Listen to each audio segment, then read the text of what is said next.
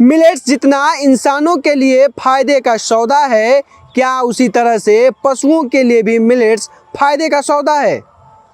Doctor से लेके कृषि वैज्ञानिक और कई तरह के एक्सपर्ट का कहना है कि मिलेट्स अगर इंसान अपने थाली में इसका उपयोग कर रहा है, मिलेट्स से बनाए हुए व्यंजनों का उपयोग कर रहा है, तो वह पूरी तरह से स्वस्थ है और उसके पास किसी तरह के अन्य कोई रोग नहीं आ सकते हैं। लेकिन यही मिलेट्स पशुओं के लिए कितना कारगर साबित हो सकता है, उनके स्वास्थ्य से लेके उनके दूध उत्पादन तक ये मिलेट्स कितना फ़ायदा हो दे सकता है, और साथ ही साथ कौन से ऐसे मिलेट्स हैं जो पशुओं के लिए वरदान साबित हो सकते हैं। इन्हीं चीज़ों को लेके हम आज बात करेंगे और इसके लिए हमारे साथ बातचीत के क्रम में रहेंगे डॉक्टर मनमोहन कुमार जी, जो असिस्टेंट प्रोफेसर हैं बिहार वेटनरी कॉलेज पटना में। और इस समय हम एक खेत में हैं, बाजरे के खेत में हैं। ये भी मिलेट्स के जो अन्न हैं उनमें ये भी आता है, लेकिन ये कितना और इसके अलावा और कौन कौन से मिलेट्स हैं जो पशुओं के लिए फ़ायदे का सौदा हो सकता है, इसकी जानकारी हम डॉक्टर साहब से जानने का प्रयास करेंगे। सर, इंसानों के लिए कहा जाता है कि अगर निरोग रहना है तो आप मिलेट्स से बनाए हुए अलग अलग तरह के व्यंजनों का अपने थाली में उपयोग करिए। बिल्कुल। यही मिलेट्स पशुओं के बात को लेकर परिप्रेक्ष्य में बात किया जाए तो क्या है? देखिए, जैसे आपने पहले बता ही दिया स्टार्टिंग में कि मिलेट्स एक्चुअली में अभी के ज़माने में सुपर फूड है और इंसानों के लिए व्यंजन नहीं। ये अभी इसको जो है ना रेगुलर डाइट में हम लोग को यूज़ करना चाहिए, क्योंकि इसमें इतने सारे बेनिफिट हैं जिसको कि अभी मैं डिटेल में ह्यूमन के बारे में नहीं बताऊंगा, उनके बारे में सबको सब कुछ लगभग ही पता है। मैं एनिमल पे कंसंट्रेट करता हूँ कि एनिमल में क्या है। जैसे ह्यूमन के केस में है, सारा बेनिफिट सबको पता है, बहुत सारे वीडियोज़ भी अवेलेबल हैं, बहुत सारे लिटरेचर भी हैं। लेकिन जहाँ तक बात है कि एनिमल्स के केस में, एनिमल्स में क्या है, जैसे ये मिलेट्स में अगर हम लोग जानते हैं कि कुछ मिलेट्स के नाम हम आपको पहले बताते हैं। मिलेट्स मतलब हुआ मोटे अनाज। उसमें आपके जाकर के ये बाजरा हो गया, रागी है, कोदो है, ज्वार है, ये सब बहुत। इसके अलावा कुछ फॉल्स मिलेट्स भी होते हैं, लेकिन ये सब बेसिक मिलेट्स है जिसको हम लोग यूज़ करते हैं। अब हम लोग मिलेट्स का प्रोडक्शन तो कर रहे हैं, लेकिन एनिमल आखिर इसका जो पेड़ है ये कहाँ जा रहा है, आखिर कहीं तो प्रोड्यूस हो रहा है वो। तो ये जो हम लोग यूज़ कर रहे हैं ये चारा के तौर पर, तो हम इसका दो पार्ट डिस्कस करेंगे आपसे। एक जो चारा हम लोग यूज़ करेंगे और दूसरा जो दाना हुआ उसको जब हम लोग जब ह्यूमन यूज़ कर रहे हैं और जब एनिमल यूज़ कर रहे हैं तो क्या क्या सिमिलरिटी है और या क्या बेनिफिट्स हैं। तो पहले हम लोग इसका चारा की बात करते हैं। तो इसका प्रोडक्शन जो होता है, ये बाजरा का, जैसे इसके बारे में डिस्कस करते हैं, तो बाजरा का प्रोडक्शन काफ़ी अच्छा होता है। और सबसे बड़ी बात है मिलेट्स के केस में क्या है कि ये बहुत कम इसको इरिगेशन मतलब सिंचाई की आवश्यकता होती है। रागी भी एक मिलेट्स है जिसको बहुत कम, जहाँ पर बहुत ज़्यादा नमक भी है पानी में, वहाँ पर भी वो उपज जाता है। तो किसानों के लिए एक एक्स्ट्रा बेनिफिट है। जहाँ सिंचाई का भरपूर साधन नहीं है वहाँ पर भी आप मिलेट्स का लगा सकते हैं, उपजा सकते हैं। और जहाँ तक बात रही इसको खिलाने की, तो देखिए जो ग्रीन फॉडर है, ग्रीन फॉडर के तौर पर तो हम लोग इसको अच्छे तरीके से यूज़ कर सकते हैं। एक हाइब्रिड नेपियर होता है, उसमें बाजरा और नेपियर का क्रॉस होता है, वहाँ भी बाजरा है, उसको हम लोग भरपेट चाहे तो खिला सकते हैं, कहीं कोई दिक्कत नहीं है। लेकिन जब हम लोग अनाज पे आते हैं, अब हम बात करते हैं इसके अनाज पे, जो अनाज है बेसिकली उसमें क्या होता है। देखिए इसमें जो न्यूट्रिशनल कंटेंट का बात करें तो काफ़ी अच्छी मात्रा में इसमें कार्बोहाइड्रेट होता है। ये कार्बोहाइड्रेट ही जो है, कार्बोहाइड्रेट मतलब रिच सोर्स ऑफ एनर्जी। तो ये कार्बोहाइड्रेट ही बेसिक है जो एनिमल के प्रोडक्शन को, रिप्रोडक्शन को, या जो भी उसका ग्रोथ पैरामीटर है सबको बढ़ाता है। हम लोग स्टार्टिंग से बात करते हैं, अगर किसी एनिमल को, जैसे कि हम लोग गांव देहात में जानते हैं कि जो गाय बच्चा दी है तो हम लोग उसको क्या करते हैं कि मोटे अनाज खिलाते हैं, गांव में लोग बोलते हैं।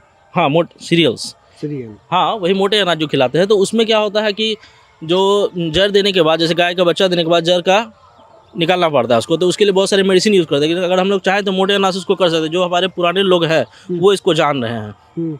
अगर हम लोग बाजरा का यूज़ करें इस केस में, तो क्या होगा कि अगर हम लोग 250 ग्राम बाजरा भी अगर उसको देते हैं, जैसे आप गाय बच्चा दी, आप 5 दिन के बाद बाजरा स्टार्ट कर दीजिए उसको खिलाना।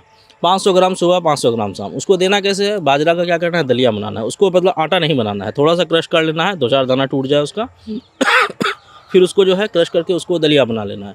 अगर आधा किलो सुबह, आधा किलो शाम अगर उसको दिया जाए तो उसमें क्या होता है, जो बच्चादानी है उसका, जो बच्चा देने के बाद जिसका कि बहुत ज़्यादा ग्रोथ हो जाता है, उसको नॉर्मल साइज़ में लाने के लिए बहुत ज़्यादा उपयोगी है।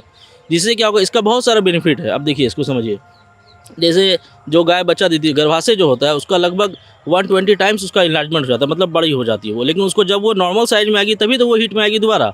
उस केस में ये बाजरा बहुत अच्छा काम करता है। अगर इसको हम लोग हाफ के जी सुबह, हाफ के जी शाम दे, तो जो ये पीरियड होता है, किसी एनिमल में 6-6 महीना के बाद गाय हीट में नहीं आती, लेकिन अगर हम इसको रेगुलर यूज़ करें तो 2 महीना बहुत हो गया, 45 दिन से 60 दिन के बीच में गाय हीट में आ जाती है। तो एक बेनिफिट यहाँ पर क्या हो गया, गाय को जल्दी हम लोग हीट में ले आ रहे हैं।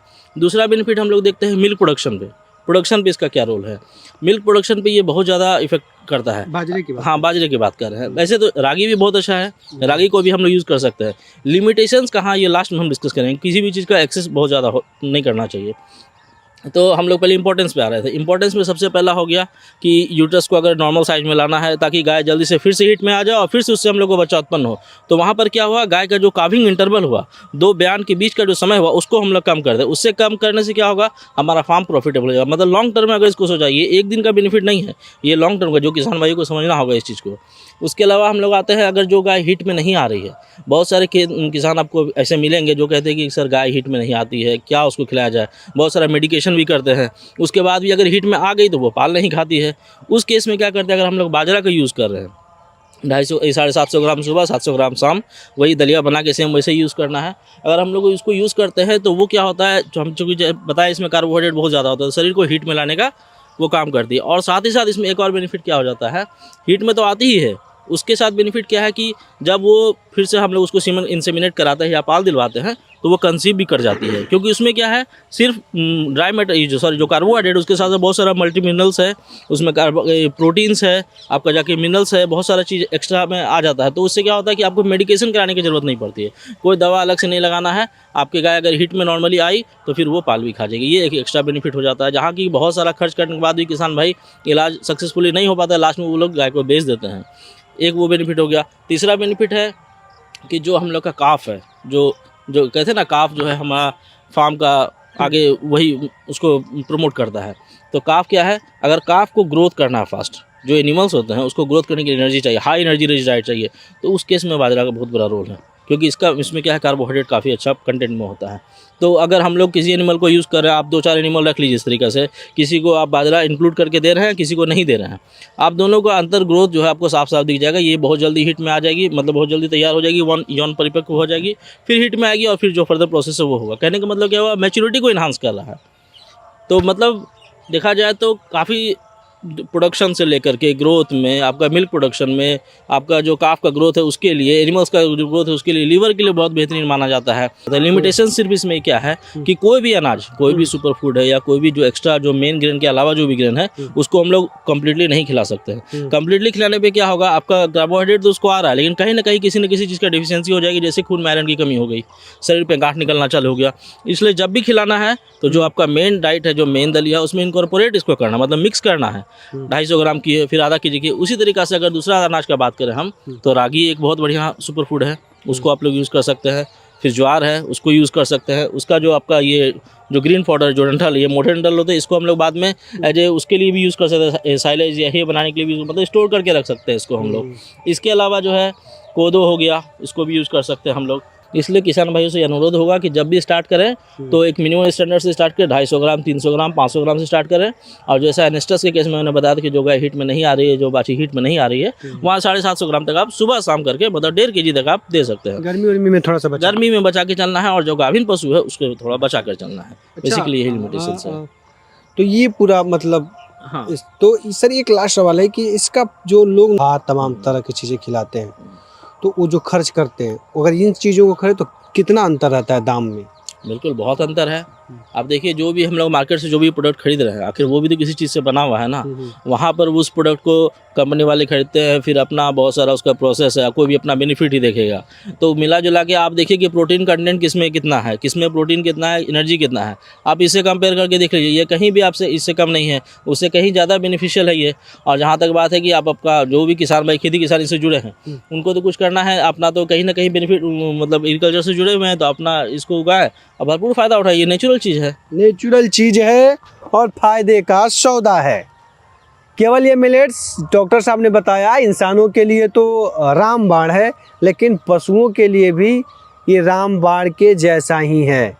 और ये चीज़ का उपयोग कई समयों से लोग, हमारे पशुपालक भाई कर रहे हैं, लेकिन समय के साथ कुछ अंतरालों में कुछ ऐसा देखने को मिला था कि थोड़ी सी इसमें कमियाँ आई थी। लेकिन फिर से एक बार सरकार की, केंद्र और राज्य सरकार की मदद से, और जो कृषि, जो पशु वैज्ञानिक हैं, और तमाम जो डाइट, जो न्यूट्रिशियन पशुओं के जो डाइट और तमाम तरह के, तो उनके द्वारा एक बार फिर से इस चीज़ को लेकर प्रोत्साहित किया जा रहा है कि आप अपने पशुओं के भोजन में मिलेट्स का भी, श्री अन्न के का भी उपयोग करिए और उनको एक अच्छा स्वास्थ्य के साथ एक दूध का अच्छा उत्पादन करवाइए।